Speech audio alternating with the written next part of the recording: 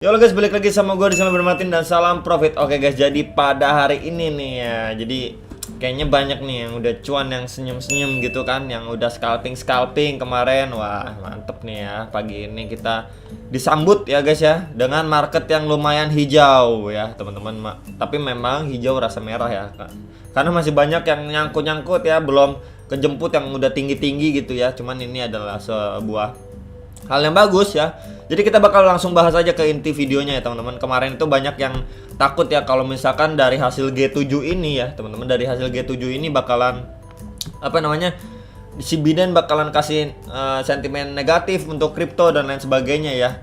Tapi ternyata digocek semua teman-teman ya. Tapi mereka jauh lebih fokus untuk gimana caranya menghadapi China ya, kemudian penyebaran vaksin dan lain sebagainya ya. Jadi mereka fokus di perekonomian dan lain sebagainya, terutama untuk melawan China seperti apa gitu ya strategi mereka gitu teman-teman ya. Tapi untuk kripto memang mereka kesampingkan dahulu. Nah ini ya teman-teman. Kemudian apalagi ya, itu juga salah satu faktor. Mungkin banyak orang nih ya yang nunggu, wah ini bad news dari G7. Ketika bad news keluar udah siap-siap serok, ternyata digocek ya, nggak ada istilahnya mereka malah mengkesampingkan kripto gitu ya teman-teman.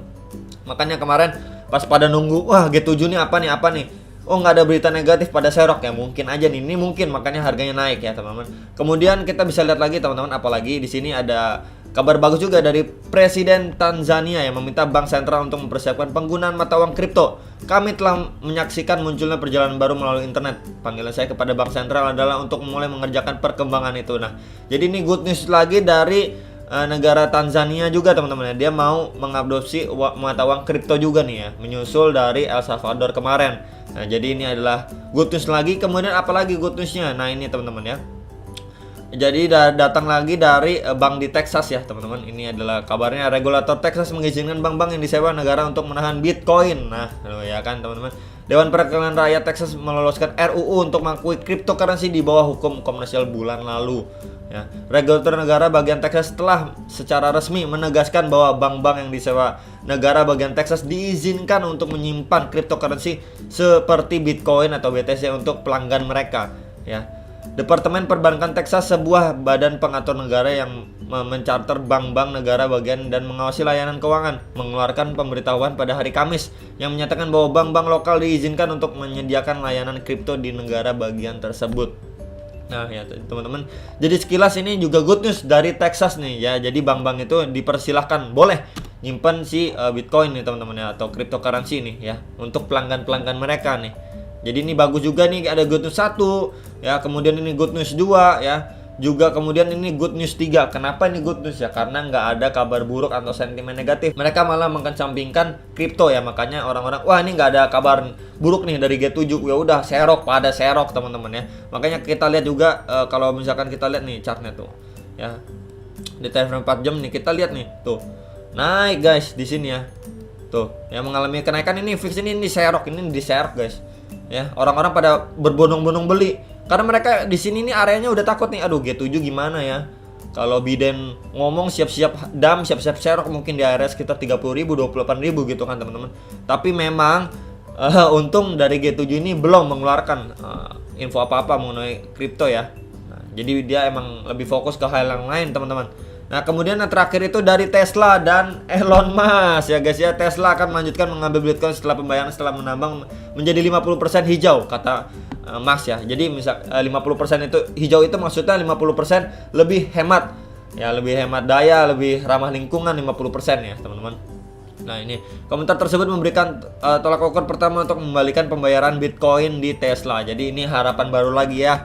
Istilahnya kayak Mamang Elon kemarin udah bilang kalau misalkan wah ini nggak bisa lagi deh Tesla mau pakai Bitcoin. Nah istilahnya udah serok bawah, udah nyebar vote ya, sekarang dia keluarin lagi kabar kayak gini guys ya. Istilahnya kan udah serok bawah ya, mau up lagi market gitu. Makanya waktu itu juga pernah saya bahas juga ya, ini market kalau terus-terusan dihajar kayak gini ya, orang-orang pada kabur, takut semua. Memang butuh yang namanya pump dulu, pump harga dulu teman-teman, naik dulu harga ya. Pertama dia semoga bisa nembus lagi nih teman-teman, nembus di area 40.000. Next lagi resist yang cukup kuat itu sekitar 42.000, 42.500 untuk si Bitcoin ya, dolar ya teman-teman. Kemudian up lagi Nah, baru nembus lagi nih naik. Nah, kemudian ya teman-teman, ketika nanti sudah nembus, pertanyaannya apakah dia bakal lanjut tembus ya. Seperti waktu itu udah pernah saya bahas juga, apakah dia lanjut tembus nih ke sekitar 70 ribuan ya, bahkan 100 ribu dolar, atau dia di area sekitar 56 ribu, 57 ribu nih dia soar lagi ya. Kalau mengingat kita juga waktu bulan beberapa tahun yang lalu juga teman-teman ya, itu kemungkinan untuk 2 kali dump itu besar. 2 kali dump ya teman-teman, itu besar, bisa aja, bisa. Karena ini yang pertama nih, ini dump yang pertama ya, kemudian disatuin nanti dia bisa naik lagi ya.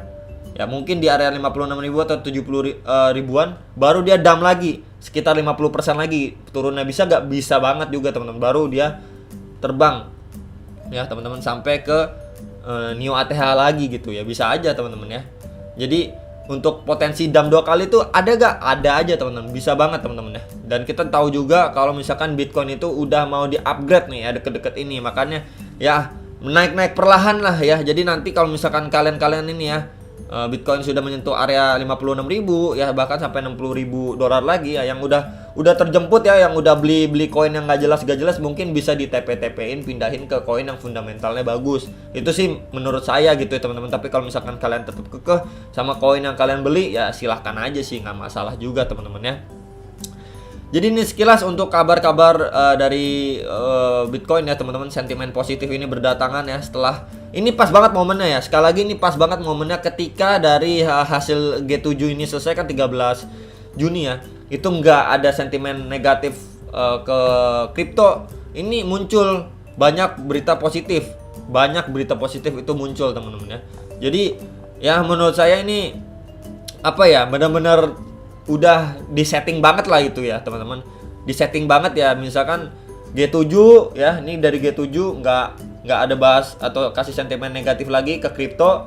Nah ini berita-berita udah mulai diangkat lagi nih yang good news ya. Karena kemarin udah orang-orang gini guys, kalau menurut pandangan saya ya, banyak bad news yang muncul ya ketika menjelang G7 summit ini gitu ya. Bad news ini, wah kita dihujanin bad news nih ya, negara ini negara itu ban kripto lah ya, dibatasin dan lain sebagainya ya. Terus juga kita tahu juga El Salvador terakhir juga kena serang juga ya teman-teman, karena dia udah mengiyakan pembayaran via Bitcoin juga. Nah ketika G7 ini selesai dan tidak ada kabar buruk mengenai Bitcoin, nah kabar-kabar baik mulai nih berdatangan. Ya, itu kan udah ketahuan banget, disetting banget ya. Makanya itu teman-teman kemarin itu ya, saya pribadi udah share berita-berita negatif itu biar kalian aware aja, biar kalian tahu oh perkembangannya seperti ini. Tapi bukan nyuruh untuk CL gitu teman-teman ya. Kalau saya pribadi ditanya, lu CL gak bang? Gua nggak CL, ngapain gua CL gitu? Karena gue pribadi masih percaya apa kalau tahun ini nih masih bull run dan masih bisa Bitcoin tuh hit ke 100 ribu dolar sampai 180 ribu dolar kalau menurut saya pribadi. Kemarin itu juga udah serok-serok tipis di beberapa koin. Buat yang nanya, serok apa bang? Ya serok BNB, serok Theta, dan beberapa koin lainnya dengan nominal yang tipis-tipis aja sih gitu teman-teman. Saya seroknya tipis-tipis aja gitu ya. Jadi buat jaga-jaga juga nih, kalau misalkan G7 memang nggak ada kabar negatif soal kripto ya, dia bakal naik gitu teman-teman ya. Ternyata bener aja ya. Kemudian untuk yang terakhir yang nanyain ya teman-teman, kemarin itu kan saya ada bahas soal BNB ya, kena food dan lain sebagainya, bahaya atau bagaimana.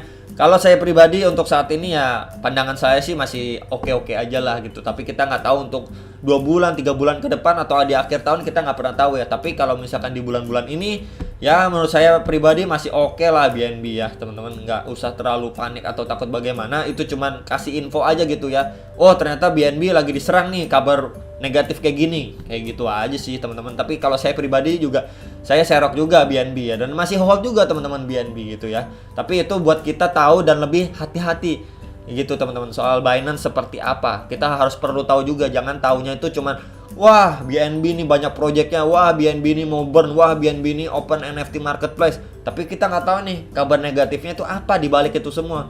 Ya karena kalau kita punya sisi positif ya, pasti ada sisi negatifnya. Nah sisi negatifnya ini kita untuk berjaga-jaga ke depan seperti apa. Oh resikonya seperti ini gitu teman-teman ya. Kapan bom waktu itu meledak kita nggak pernah tahu, tapi kita seenggaknya udah tahu oh kabar miringnya seperti ini gitu ya. Entah ntar ke depan jadinya seperti apa, tapi menurut saya pribadi untuk dekat-dekat ini ya, untuk bulan-bulan ini ya masih oke aja lah BNB gitu teman-teman ya. Itu menurut saya pribadi, semoga bisa jadi masukan buat kalian ya. Balik lagi keputusan mau beli kek, mau serok kek, mau jual kek, mau out market kek, mau apa cut loss kek, itu keputusan di tangan kalian teman-teman ya.